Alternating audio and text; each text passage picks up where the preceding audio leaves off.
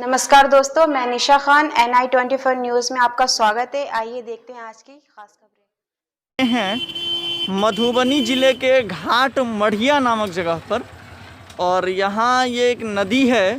स्थानीय ग्रामीणों का कहना ये पचराहा नदी या बचराहा नदी के नाम से जाना जाता है। ये नदी एक धार टाइप है और आप देख पा रहे हैं यहाँ कि पानी का बहाव और पानी जो है वो मतलब जलस्तर में काफ़ी वृद्धि हो गई है। पूरे वेग से पानी यहाँ बह रहा है। अब जो मुख्य बातें हैं यहाँ तक पहुँचने का वो ये है कि ये जो पुला है, ये एक पुला है, आप देख पा रहे हैं अपने टीवी स्क्रीन पर। और इस पुला के जो आगे वाला हिस्सा है, उस हिस्से पर ये एक बोर्ड लगा हुआ है, पुल कमज़ोर है, वाहन जाना मना है। और यहाँ पे ये बैरिकेड कर दिया गया है, ईंट से जोड़ के इसको बैरिकेड कर दिया गया है। अब अगर मूल बात है तो समस्या ये है कि उस क्षेत्र का, अर्थात उछाल, चिताही, खपरपुरा वाला जो क्षेत्र है, उसका बांसोपट्टी के तरफ से वह इस क्षेत्र से जुड़ाव का एकमात्र यही पुल है। यही एक रास्ता है जिधर से होके लोग उस क्षेत्र से इस क्षेत्र को अपने आप को जोड़ पाते हैं। और उसमें भी अगर ये वाहन, ये जो पुल दिख रहा है जो क्षतिग्रस्त हो गया है, तो मुझे लगता है इस बार के बरसात में ये जो कम्युनिकेशन था, ये जो जुड़ाव था उस हिस्से का इस हिस्से से, अर्थात चिताही, खपरपुरा, उछाल, चचराहा का इस हिस्से से, घाट मढ़िया के इस वाले हिस्से से या बांसोपट्टी वाले हिस्से से वो कहीं ना कहीं बाधित हो गया है या बाधित होने की स्थिति में पहुंच चुका है। आप देख पा रहे हैं यहाँ बैरिकेड कर दिया गया है जगह को, और सीधा से ईंट से इसको जोड़ दिया गया है कि आप कोई भी बड़ा वाहन लेके, दोपहिया के अलावे कोई भी वाहन लेके आप इस रास्ते से या इस पुल से नहीं जा सकते। सर, ये जो पुल है और क्षतिग्रस्त हो गया है, यहाँ बोर्ड लगा दिया गया है कि अब भारी वाहन नहीं जा पाएगा, तो इससे क्या समस्या हो सकता है यहाँ के ग्रामीणों को? यहाँ के ग्रामीण को तो समस्या बहुत है, और पुल पूरी तरह क्षतिग्रस्त हो गया है, और भारी वाहन नहीं जा नहीं सकता है। यहाँ पे कोई भी ट्रक हो, बस हो, 4 चक्का हो, नहीं जा सकता है, तो गिरने की संभावना रहती है और दिक्कत समस्या होती है इससे।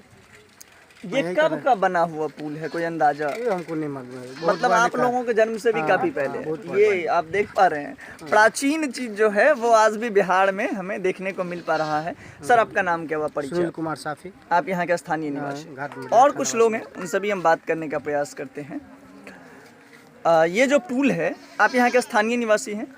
तो ये पुल का आपके जीवन में क्या हिस्सा है? मतलब इसके क्षतिग्रस्त हो जाने से इस बार के बरसात में आपको क्या समस्या होने वाला है? बहुत दिक्कत है, वो उस पार से उस पार नहीं कर सकता हूँ, मैं कहीं जा नहीं सकता इस वक्त। आप कहीं जा नहीं सकते हैं? नहीं। उस हिस्से का जो उछाल, चचराहा, मढ़िया वो हिस्सा है, उसका बांसोपट्टी और इस क्षेत्र से जुड़ने का एकमात्र यही रास्ता था? हाँ, एक ही है, एक यही रास्ता है।